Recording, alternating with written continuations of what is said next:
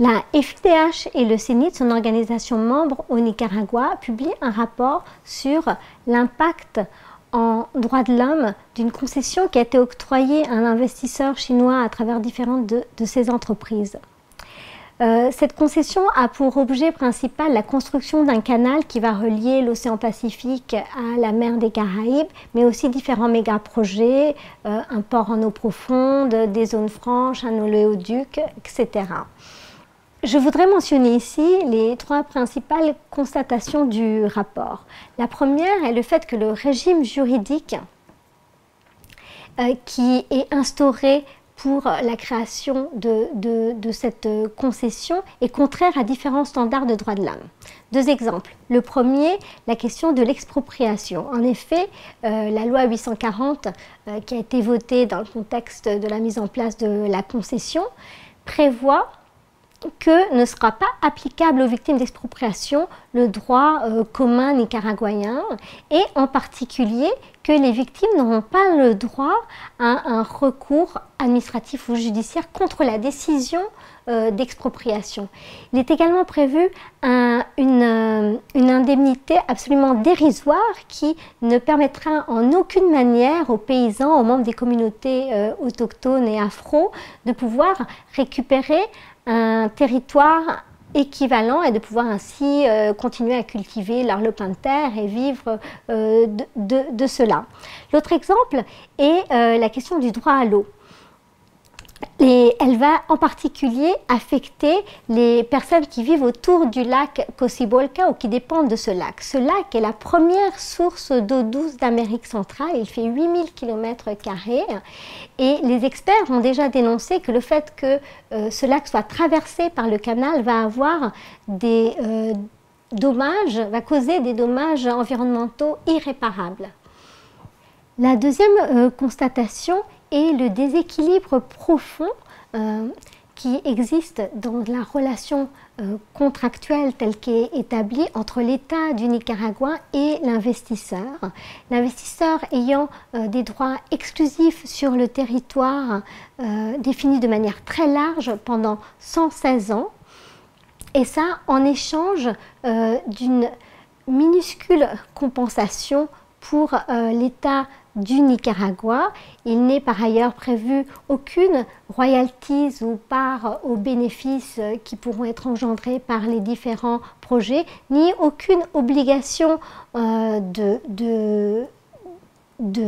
matière d'emploi ou en matière de gestion des risques environnementaux.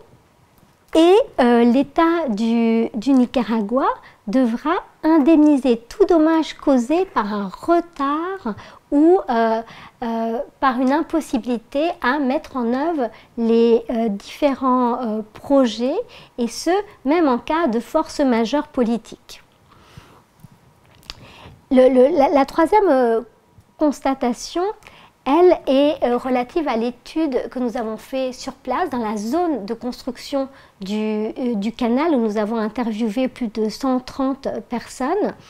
Et elle concerne à la fois l'attitude de l'entreprise, de l'investisseur et de l'État face à ces personnes qui vont être directement affectées par la construction du canal. Ce que nous avons constaté, c'est une absence totale d'information et même de consultation dans le cadre des obligations légales ou internationales pour l'État du Nicaragua.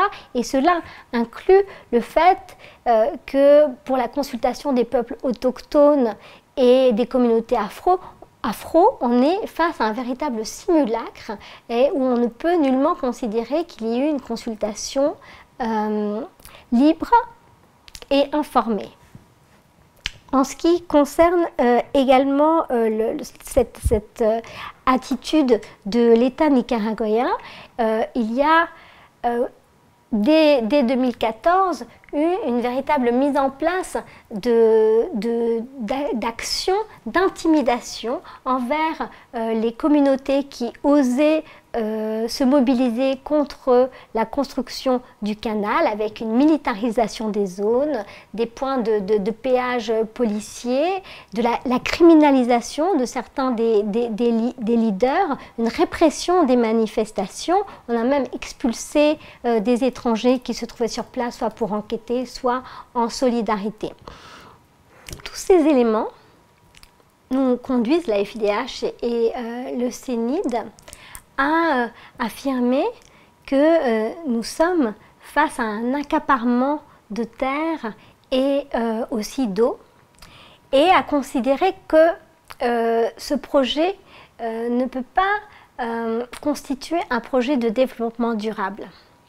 Ce qui est également inquiétant, c'est l'absence d'appel à projet. Le fait que l'investisseur choisi n'a pas d'expérience dans ce genre d'activité. Et le déséquilibre contractuel que nous mentionnions antérieurement. Tous ces éléments sont des indices de la possible existence d'un schéma de corruption. C'est pour toutes ces raisons que nous demandons à l'État du Nicaragua d'abandonner ce projet.